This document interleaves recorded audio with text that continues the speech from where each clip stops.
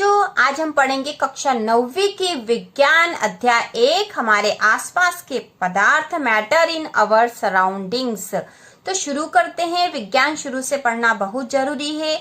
हम इसमें प्रमुख तथ्य को अंडरलाइन करते हुए आगे बढ़ेंगे और इसके बाद इसके क्वेश्चन आंसर भी करेंगे, जिससे कि आपका पूरा लेसन अच्छे से हो जाए। इंपॉर्टेंट क्वेश्चन भी हम देखेंगे। तो चलो शुरू करते हैं। अपने चारों ओर नजर दौड़ाने पर हमें विभिन्न प्रकार की वस्तुएं नजर आती है, जिनका आकार, आकृति और बनावट अलग अलग होता है। जब हम अपने चारों ओर देखते हैं तो हमें विभिन्न प्रकार की वस्तुएं दिखाई देती हैं।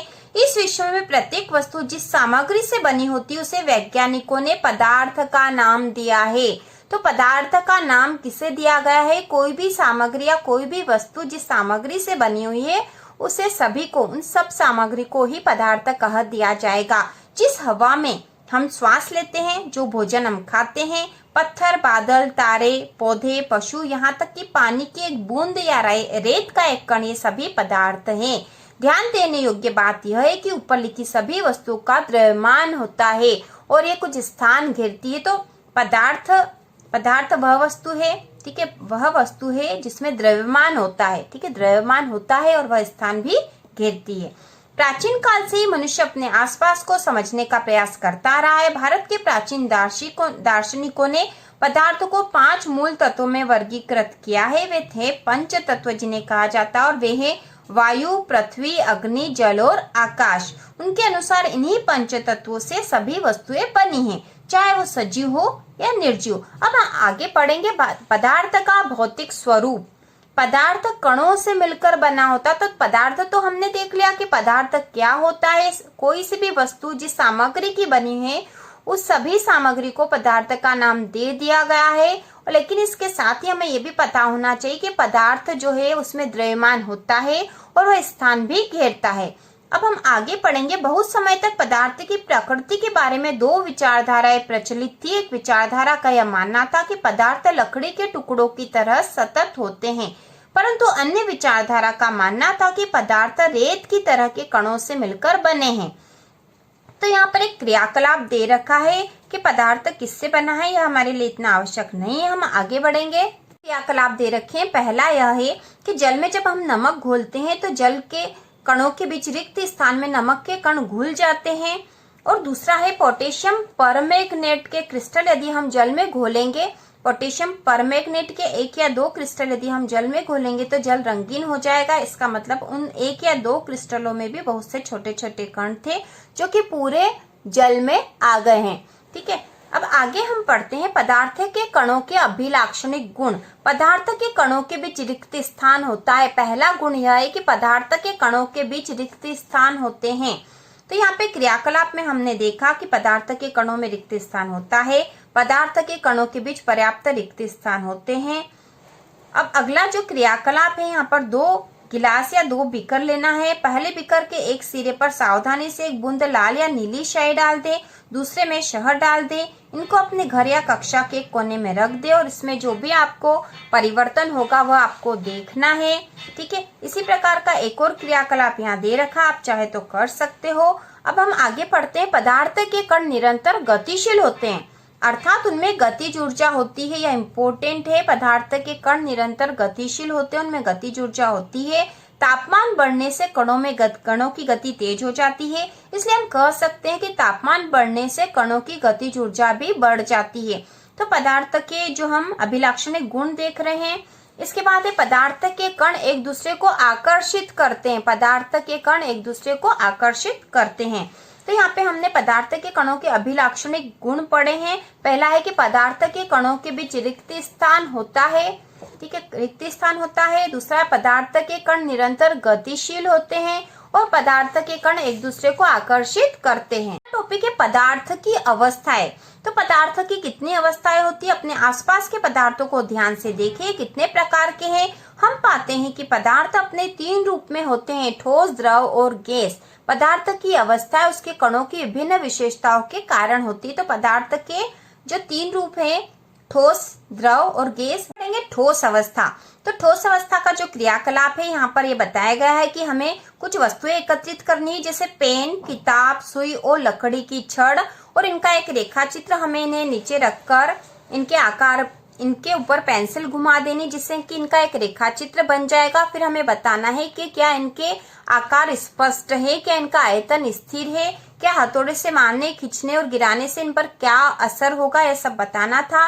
तो हमें पता है कि इन पर कोई असर नहीं होगा क्योंकि इन्हें खींचकर इन्हें लंबा नहीं किया जा सकता है, ठोस अवस्था में है। उपरोक्त सभी उदाहरण ठोस के हम देख सकते हैं कि इन सभी का एक निश्चित आकार, स्पष्ट सीमाएं और स्थिर आयतन यानी नगण्य संपीड्यता होती है।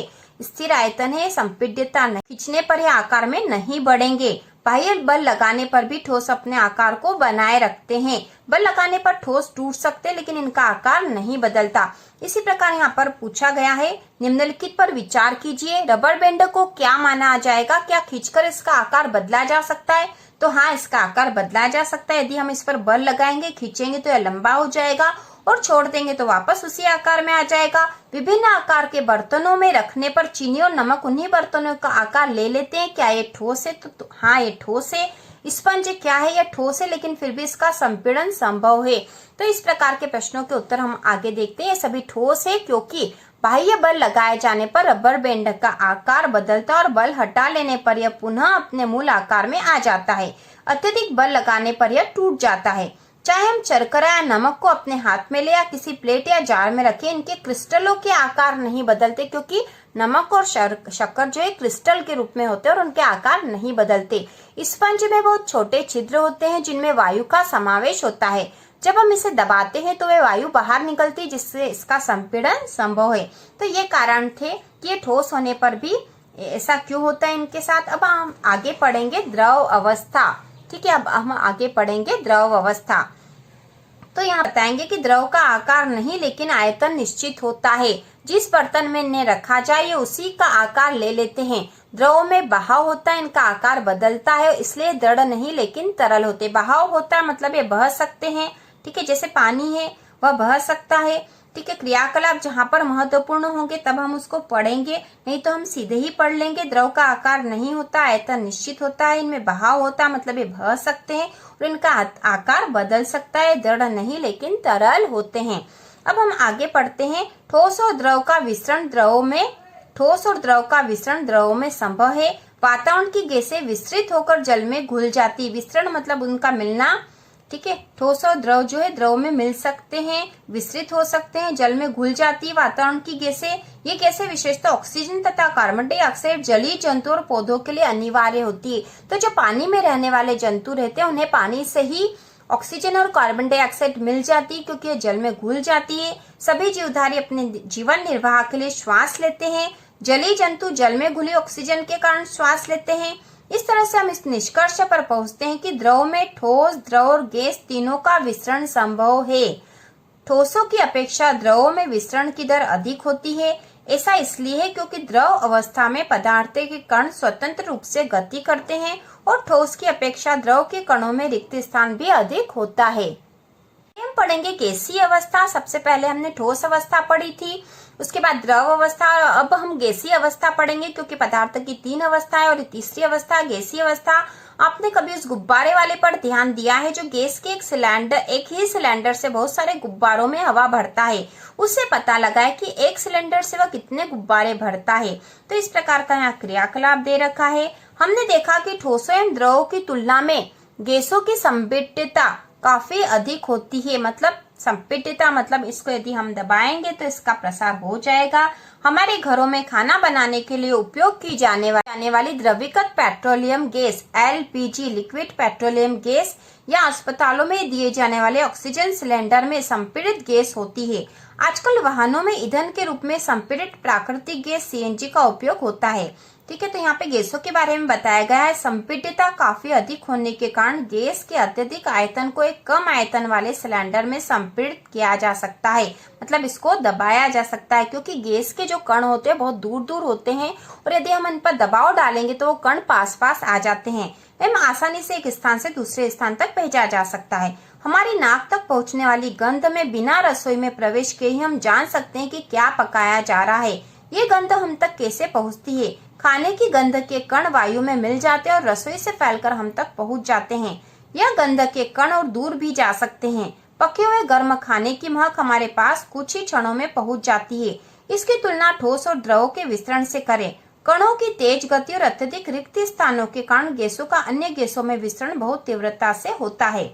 तो यहाँ पर कणों की गति बताइए, ठीक है। कणों की गति के कारण अत्यधिक रिक्त स्थानों के कारण गैसों का अन्य गैसों में विसरण बहुत तीव्रता से होता है। मतलब गैस जो है, गैस के कण बहुत दूर दूर होते हैं, ठीक है। गैस के जो कण हैं, गैस के कण जैसे बहुत दूर दूर होते हैं। यदि कोई सी दूसरी गैस आ रही है तो उसके कण इसमें आसानी से मिल जाएंगे, क्योंकि यहाँ पर उनके लिए पर्याप्त जगह है, ठीक है। पर्याप्त जगह, इसलिए जब वायु खुद एक गैस है, उसमें किसी सुगंध के कण आते हैं तो वो भी इसमें आसानी से घुल मिल जाएंगे और हमें और यदि कोई खुशबू होगी तो वह बहुत जल्दी वातावरण में फैल जाती है, ठीक है। गैसीय अवस्था में कणों की गति अनियमित और अत्यधिक तीव्र होती है। इस अनियमित गति के कारण ये कण आपस में एवं बर्तन की दीवारों से टकराते हैं। बर्तन की दीवार पर गैस कणों द्वारा प्रति इकाई क्षेत्र पर लगे बल के कारण गैस का दबाव बनता है। इस प्रकार हमने पदार्थ की तीनों अवस्थाओं, ठोस, द्रव और गैस के क्या क्या गुण होते हैं वो हमने देख ली है। इसके आगे हम क्या पदार्थ अपनी अवस्था को बदल सकता है, अर्थात ठोस से द्रव या गैस में जा सकता है, बदल सकता है, इसके बारे में आगे स्टडी करेंगे।